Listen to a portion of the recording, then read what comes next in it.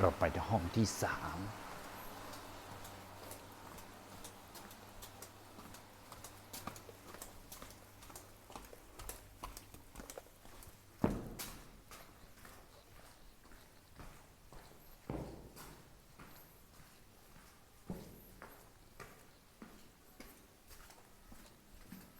มาถึงห้องที่สามครับ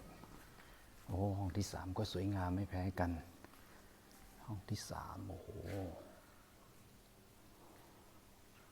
ห้องที่สามทานอโนดาตนี่ครับทานอโนดาตห้องที่สาม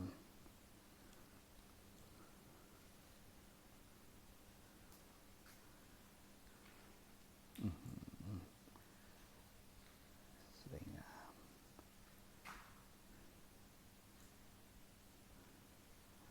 ห้องที่สามทานอโนดาต